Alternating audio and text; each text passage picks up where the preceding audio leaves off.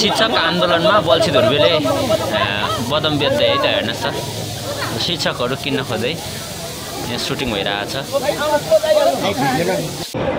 कार्यक्रमको यो विरोध सभाको अध्यक्षता गरिरहनुभएका नेपाल शिक्षक महासङ्घका सह-अध्यक्ष एवं आन्दोलन परिचालन समितिका संयोजकज्यू, महासङ्घका पदाधिकारीज्यूहरू, आबद्ध सम्बन्ध संस्थाका अध्यक्षज्यूहरू, महासचिवज्यूहरू, सबै महासङ्घ र आबद्ध सम्बन्ध संस्थाका सबै तहका प्रदेश, जिल्ला र पालिकाका नेतृत्व तहका साथीहरू र उपस्थित सबै शिक्षक कर्मचारी साथीहरूमा राष्ट्रिय समितिको तर्फबाट आन्दोलनको यो गौरवमय मोर्चामा हार्दिक नमस्कार।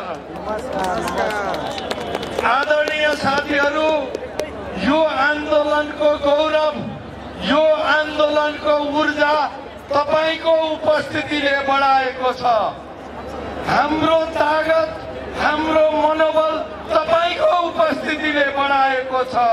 आज हामी जे गर्दैछौँ, जे हुँदैछ त्यसको मुख्य कारक तपाईँ हो।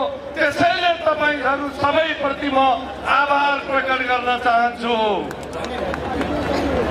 हामीलाई बारम्बार खबरहरू आइरहेका छन्, बारम्बार निम्ताहरू आइरहेका छन्।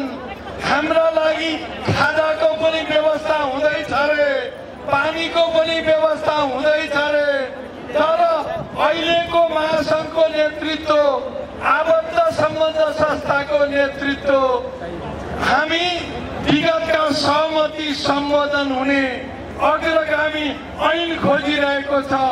त्यो आउने हो भने हामी जाने हो, त्यो नआउने हो भने हामी नजाने हो। हामीलाई अरू केही चाहिएको छैन।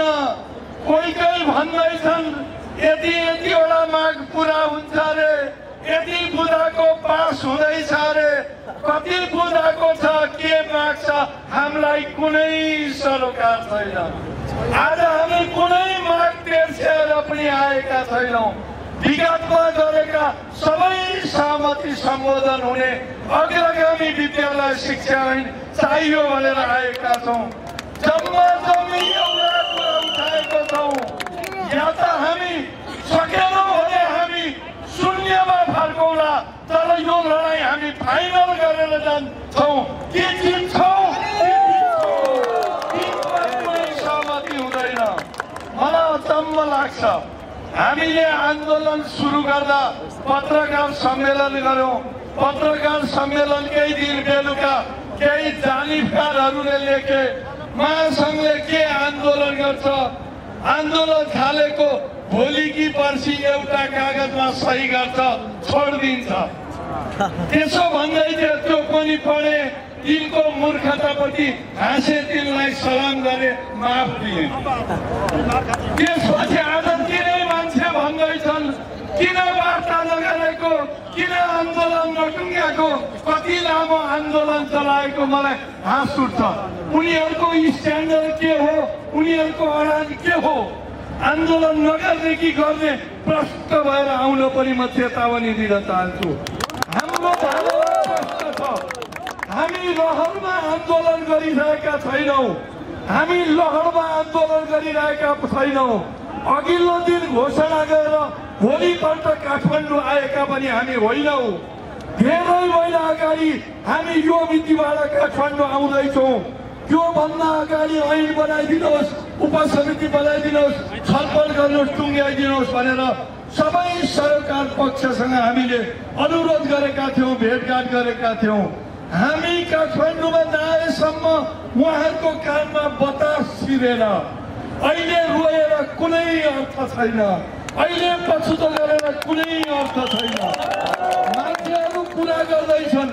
आदरणीय साथीहरू, कुनै भ्रम नहोस्, यो जनसागर, यो शैक्षिक जनसागर आफूले चाहे बमोजिमको विद्यालय शिक्षा ऐन जारी नगरिकन घर पर्दैन, विद्यालय हामी मन्नु परोस्, हामी छोड्दैनौँ।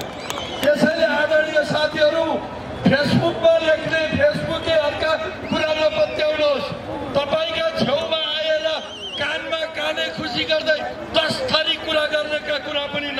नलाग्नुहोस्। नेपाल शिक्षक महासङ्घको नेतृत्वले आबद्धसम्मत नेतृत्वका खुट्टाहरू फराक्दा खुट्टा यी छुट्दैनन्, बाँकिँदैन। यसैले चट्टानी अडानका साथ हामी अघि बढेका छौँ, बढ्न तयार छौँ, तर अग्रगामी ऐन नलिकन हामी फर्कदैनौँ।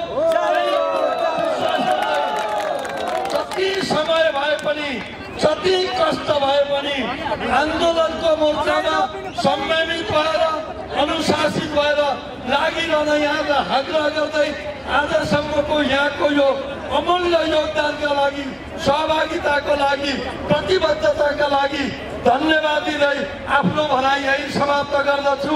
आदरणीय साथीहरू, म दुईटा नारा